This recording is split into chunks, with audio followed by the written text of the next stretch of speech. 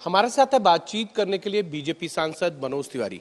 मनोज जी, आज शराब नीति को में जो घोटाला हुआ था उसको लेकर आपने एक बड़ा खुलासा किया है, एक स्टिंग ऑपरेशन दिखाया है जिसमें ये बताया गया है जो सीबीआई की चार्जशीट में आरोपी नंबर 13 है सन्नी मारवा, उसके पिता का स्टिंग है जिसमें वो बता रहे हैं कि कैसे जो है कमीशन दी जाती थी शराब के ऊपर।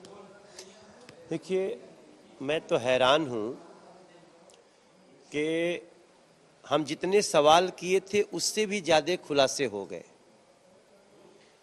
हमने सवाल किया था कि ब्लैक लिस्टेड कंपनी को क्यों दिया गया ठेका, क्यों दिया गया उनको शराब बेचने का अधिकार।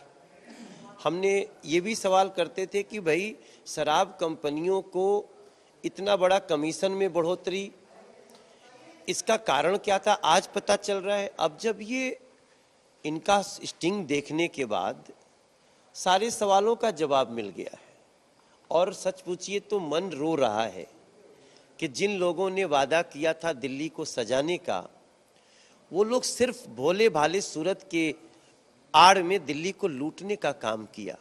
मुझे लगता है कि इसके बाद अब किसी को कुछ कहने की आवश्यकता नहीं है और ऐसी कट्टर भ्रष्टाचारी जो लोग हैं उन लोगों को अपने पद पे बने रहने का कोई अधिकार नहीं। मनोज जी, ये जो स्टिंग ऑपरेशन है इसका वीडियो लेकर आप सीबीआई के पास जाएंगे क्या?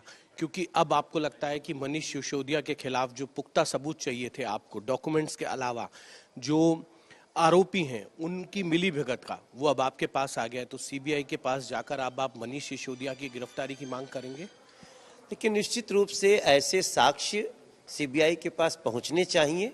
हम थोड़ी देर में बताते हैं हम इसको कैसे इसका सदुपयोग हो सकता है, क्या होगा, वो सुओ मोटो लेंगे या हमें पहुंचाना पड़ेगा, हम देखते हैं। इसमें हम आगे बढ़ने की कोशिश कर रहे हैं। एक अंतिम सवाल है आपसे, क्या शराब नीति को लेकर जिस तरीके से रोज आप जो है दिल्ली सरकार को एक्सपोज कर रहे हैं, ये जो स्टिंग ऑपरेशन है, क्या इसकी कोई सीरीज आप चलाने वाले हैं?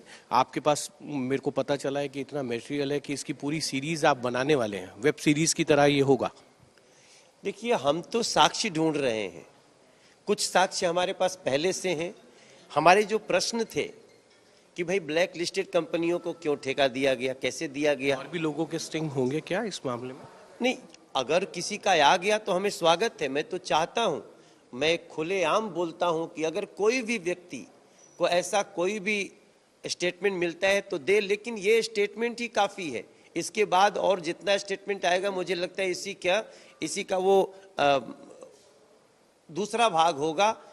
जो मूल भाग है वो तो ये है और ये देख करके दिल्ली सन्न है। ये थे मनोज तिवारी।